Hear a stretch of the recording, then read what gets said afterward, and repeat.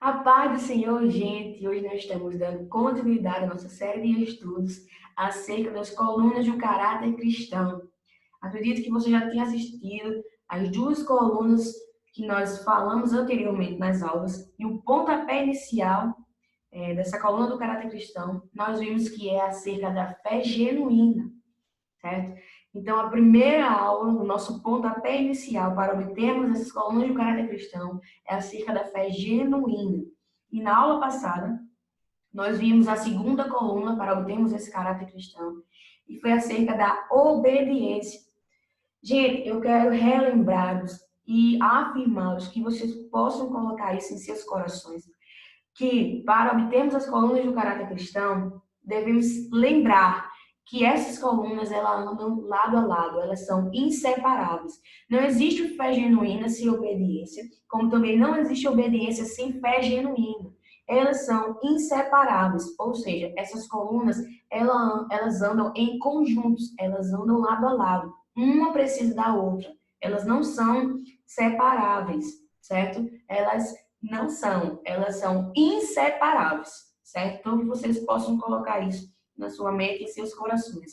E para exercermos as colunas do caráter cristão, nós devemos exercê-las lado a lado. Exercer a fé genuína, exercer a obediência.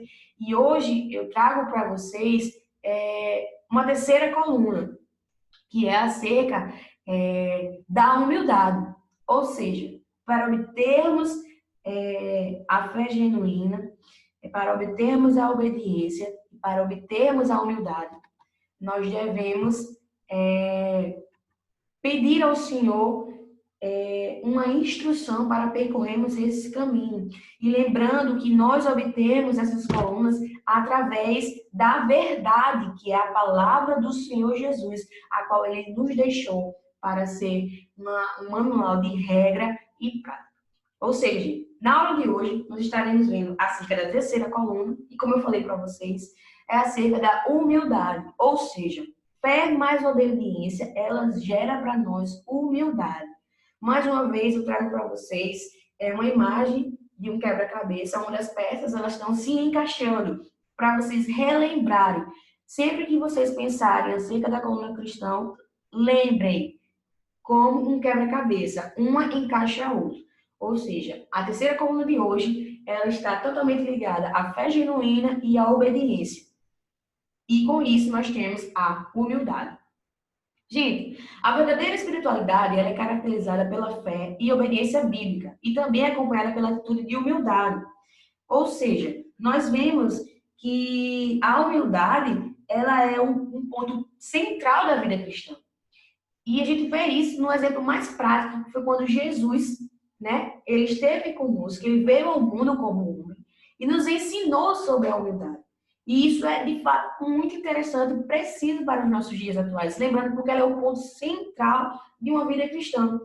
E com isso eu gostaria de trazer para vocês um texto bíblico, como base para o nosso estudo, como base para essa terceira coluna, que está lá no livro de Mateus, no Evangelho de Mateus, capítulo 5, do versículo 3 ao 6. É um texto bastante conhecido, é quando Jesus está ensinando acerca das bem-aventuranças. E eu trouxe algumas bem-aventuranças que ele cita nesse texto, que são primordiais para entendermos acerca da humildade.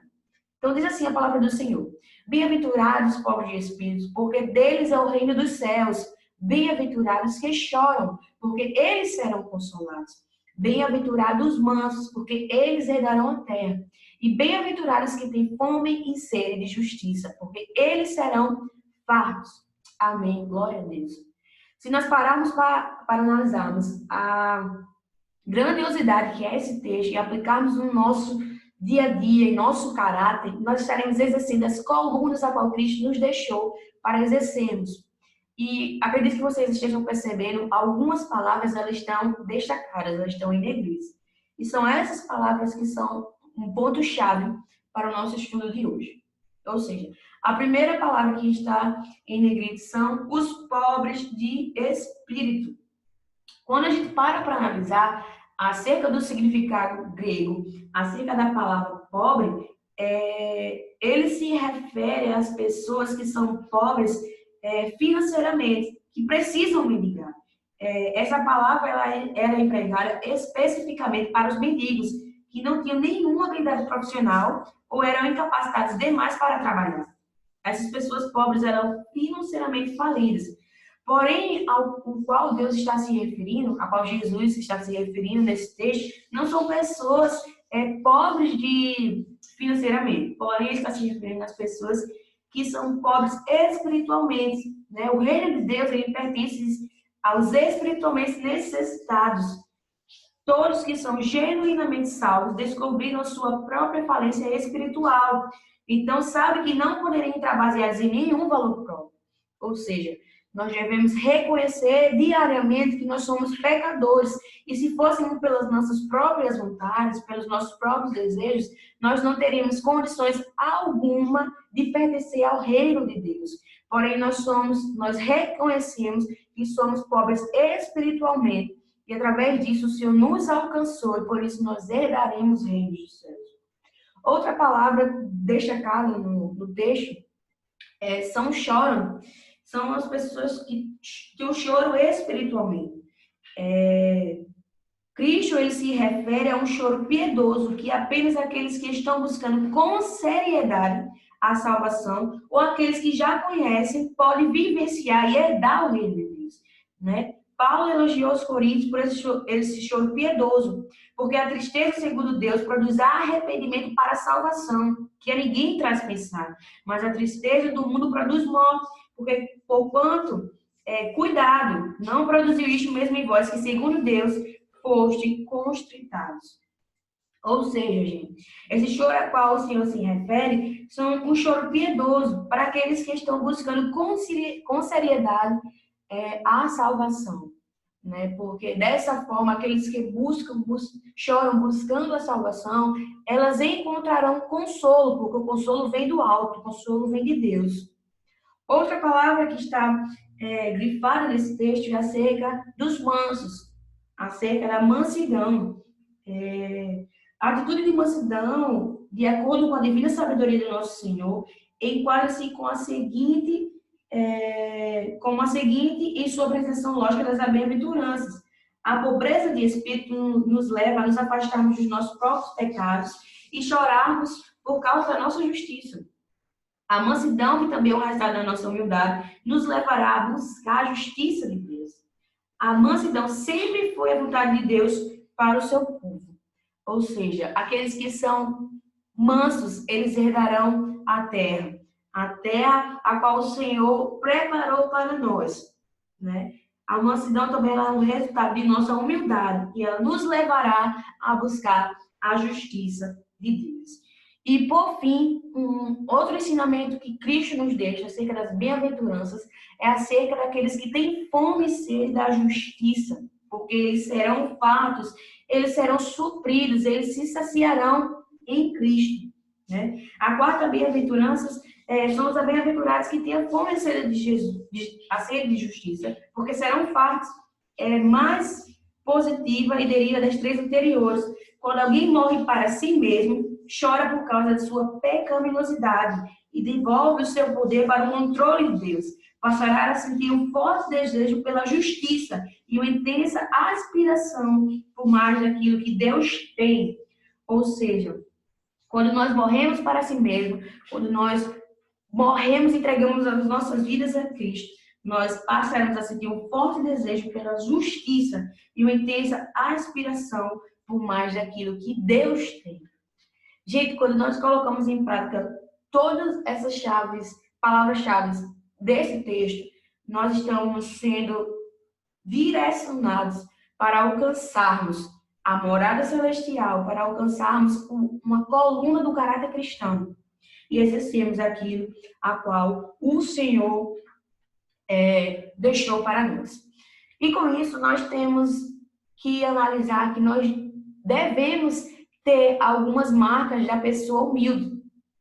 E como seria isso, Gabi? Existem dois princípios para nós analisarmos essas marcas.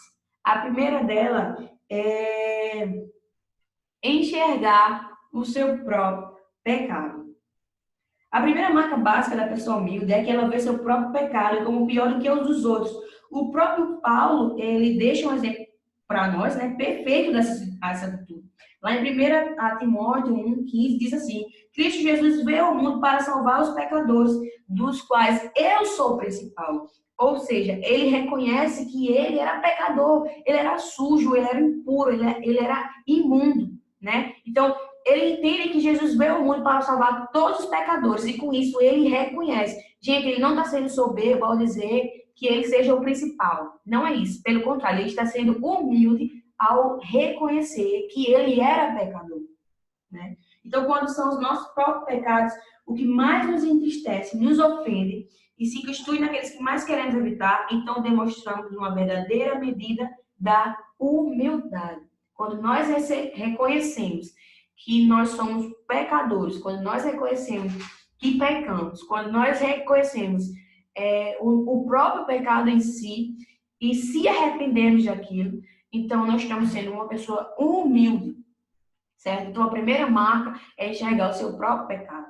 A segunda marca de uma pessoa humilde é que ela não é egocêntrica. Pessoas altruístas se preocupam mais com os outros, incluindo seus empreendimentos, seus sucessos e fracassos, suas bênçãos e desapontamentos, sua prosperidade ou pobreza. Seus próprios interesses, privilégios, popularidade, conquistas ou reputação são secundários quando comparados à necessidade dos outros. Ou seja, Cristo, ele nos deixa lá em Filipenses, capítulo 2, do versículo 4 ao 8, diz assim: não atenda cada um para o que é propriamente seu, mas cada qual também para o que é dos outros. De sorte que haja em vós o mesmo sentimento que houve também em Cristo Jesus, que sendo em forma de Deus, não teve por usurpação ser igual a Deus, mas esvaziou-se a si mesmo, tomando a forma de servo, fazendo-se semelhante aos homens, e achando na forma de homem, humilhou-se a si mesmo, sendo obediente até a morte de cruz. Ou seja, gente, o principal exemplo que nós temos de humildade é acerca do propriamente de Cristo Jesus. Ele veio ao mundo, né, como homem, se esvaziou de si mesmo, tomando a forma de servo, fazendo-se semelhante aos homens, e achando na forma de homem, humilhou-se a si mesmo, sendo obediente até a morte e a morte de cruz. A qual obediência Cristo exerceu? Né? A mesma obediência que nós tratamos na aula anterior, na aula passada. A obediência a Cristo. Né? Cristo utilizou da obediência para ser obediente a Deus. Certo, gente? Então, ele veio ao mundo como homem, esvaziou-se a si mesmo, se humilhou e foi obediente até a morte de cruz. Cristo foi obediente até a morte ao seu Pai, a Deus. E dessa forma, nós devemos também exercer essa marca, não sendo egocêntrico, pelo contrário, não atentando não somente às nossas conquistas, nossos fracassos, porém cada qual também do que é dos outros, né? E com isso, eu gostaria que vocês frisassem nesse quadrinho, como Cristo sendo o primeiro, embaixo vindo as colunas do caráter cristão que nós aprendemos durante essas 3 aulas acerca da fé, obediência e humildade. E por último, estando nós, né, a qual devemos exercer aquilo que Cristo deixou para nós, que foi acerca das colunas, e que possamos exercer assim como ele foi, né, assim como ele exerceu, vindo ao mundo em forma de homem. Né? Cristo estava perfeitamente disposto a deixar de lado seus privilégios divinos e se separar do Pai para sofrer uma agonia inexplicável e incompreensível para que pudéssemos ser salvos. Né? Então, a gente vê que ele desceu até o nosso nível humano, até mesmo tomando a forma de servo, de modo que na sua morte sacrificial ele pôde cumprir os planos de redenção de Deus para todos nós que temos fé nele o obedecêssemos. Né? Então, a atitude de humildade fecha o círculo. De volta a Jesus Cristo, o que ele humildemente fez com pecadores espiritualmente falidos e completamente indignos. Isso nos leva de volta para a qual devemos, né, ter a nossa atitude se quisermos escolher os benefícios de sua obra expiatória e entrar no seu reino. Então, para alcançarmos as mansões celestiais, para alcançarmos estarmos lado a lado com Cristo e exercermos aquilo que Ele deixou para nós, devemos cada vez mais exercer as colunas do caráter cristão. Você já aprendeu sobre a fé genuína, você já aprendeu sobre a obediência e hoje você está aprendendo sobre a humildade. E com isso eu quero dizer para vocês, jovens, que nós devemos exercer essas colunas a qual Cristo nos deixou. Tenha fé, seja obediente e seja humilde a Deus, a Cristo e ao Espírito Santo de Deus. E você colherá o caráter cristão a qual Deus deixou para nós, né? Que Deus vos abençoe.